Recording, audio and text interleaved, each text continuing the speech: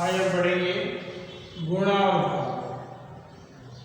अध्याय 3 गुणा वाला। तो इसके अंतर्गत हम पहले गुणा लेते हैं। 3 अंकों की संख्याओं का 3 अंकों की संख्या से गुणा। तो हमारे पास ये मानक विधि है और जब हमारे प्रश्न में बोलिए तो हम दोनों का अध्ययन करेंगे।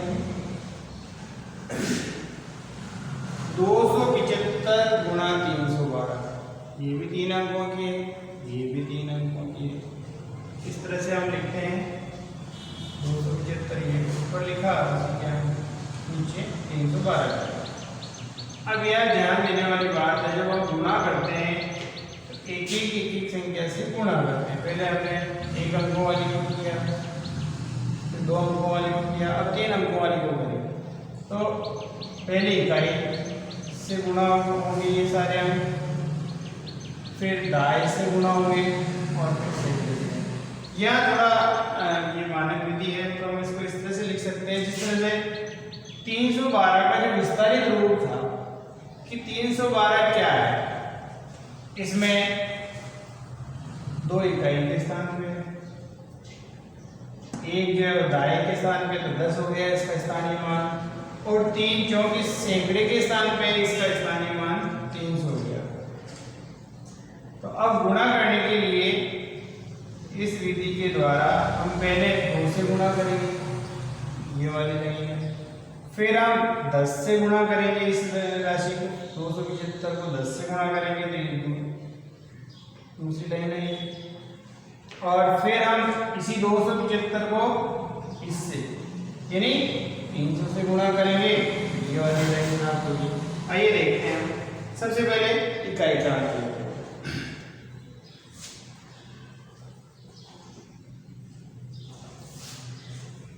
2 को 5 से गुणा किया हमने। पहले हम एक अंक लेते हैं। 2 बजे 10, 10 का 0 और हासिल की 1। अब अगला अंक 2 को 7 से करेंगे गुणा, 2 7 14, 14 और 1 15, 15 का 5 और हासिल की 1, खत्म हो गया। अब 2 को 2 से गुणा करेंगे तो 4 और ये 1 हासिल, तो ये 5 हो गया। तो यहाँ इस 2 से 275 को गुणा करने पे 550 प्राप्त होंगे। अब अगला स्थान जो है वो ये है, इस अंक से गुणा करेंगे। ये 10वां स्थान यानी दाएं का स्थान है, इसलिए हम 10 से गुणा करेंगे। 275 को 10 से गुणा करने में 1 0 का 1 0 आ गया, और 1 से गुणा किया तो ऐसा कैसे प्राप्त हो गया, यानी 1 से गुणा किया तो 5 के 5, 1 को 7 से गुणा किया तो 7, 1 को 2 से गुणा किया तो 2।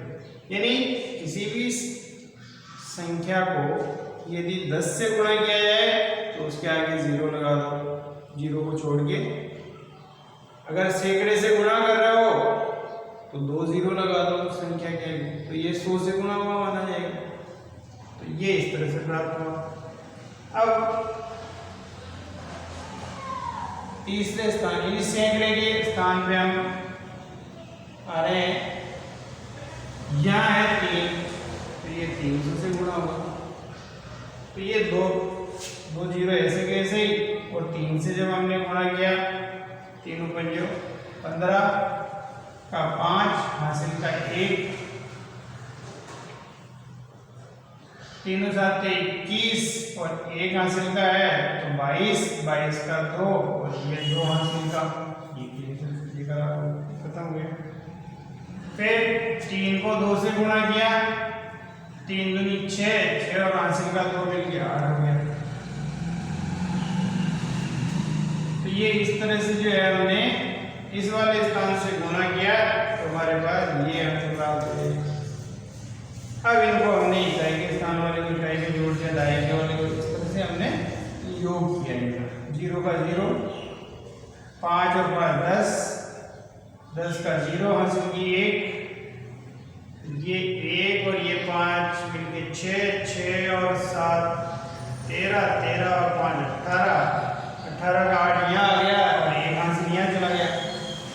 ये 1 और ये 2 3, 3 और 2 5 और ये 8 ऐसे। तो इस तरह से हमारे पास जो अंक प्राप्त हुए उनका गुणा 85800 85,800। अब ये क्योंकि हमारे जो है चलन में नहीं है, वैसे मानक रूप है, लेकिन हम इसका उपयोग व्यवहारिक रूप से इस तरह से नहीं करके ये वाला व्यवहार में लाते हैं, तो इसलिए इसको इस तरह से समझेंगे हम। आइए हम लेते हैं दूसरा सवाल। है वही 3 अंक, लेकिन अब तक हमने जो गुणा किया है वो किस रूप में गुणा किया है, यानी वो जो तरीका है वो मानक रूप है। ये हमारे प्रचलन में है, इसलिए हम आएगा मान दोनों का समान ही। देखते हैं इसको। यहाँ पे आपके पास 963 को 347 से गुणा कीजिए। 963 गुणा 347। तो हमने इस तरह से इकाई, दहाई, सैकड़ा इस तरह से बांट के और इस रूप में नहीं लेके हम एक एक अंक, जो हमने पूर्व की कक्षाओं में किया था कि भाई एक अंक से गुणा करने पे कितना आता है 2 अंक से, तो इस तरह से हम एक एक अंक से गुणा कर रहे हैं। और एक अंक के बाद में जैसे ये अंक इस अंक से गुणा कर दिया तो ये मान प्राप्त हुआ। जब दूसरे अंक पे जाएंगे तो यहाँ क्रॉस लगा देंगे, यानी जो ही हम दाएं वाले से गुणा करना शुरू करेंगे तो जो इकाई का अंक है अगले में उसकी जगह क्रॉस लगा देंगे।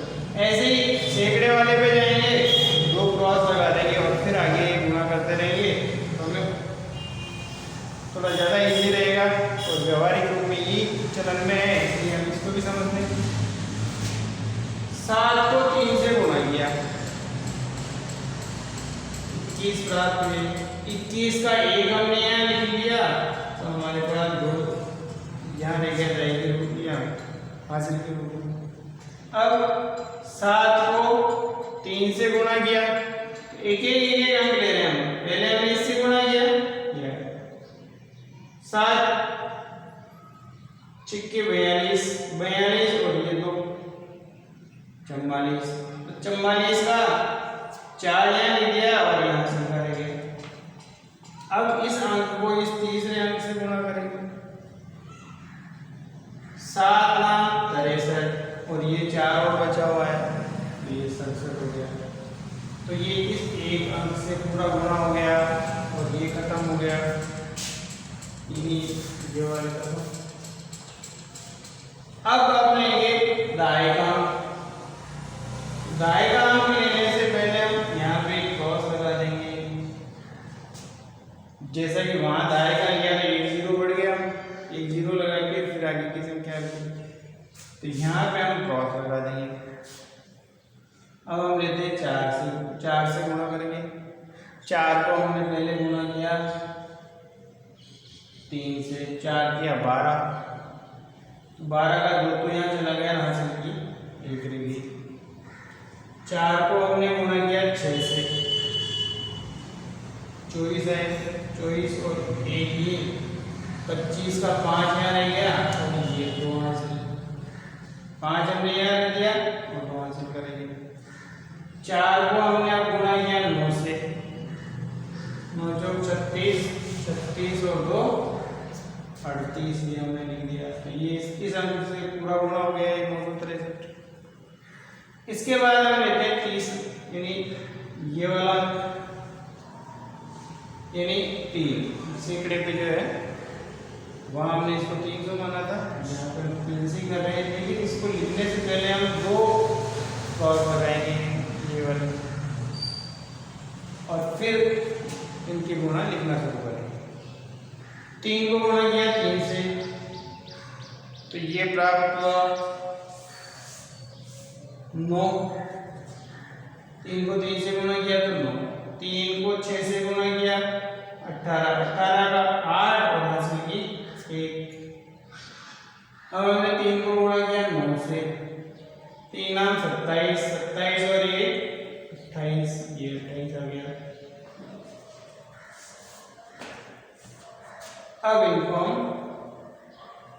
जोड़ लेते हैं, एक का एक ही, दो और सॉरी 4 और 2 6, 7 और 5 12, 12 और 9 21, 21 का एक हासिल की 2, ये 2 और 6 मिलके 8, 8 8 16, 8 के 24, 24 का 4 हासिल की 2 बची, 2 यहाँ हमने रख दी, 2 और ये 3, 5, 5 और 8 13, 13 का 3 हासिल की 1 और ये 2 मिलके 3। तो इस तरह से हमें इनका गुणनफल प्राप्त हुआ 334161।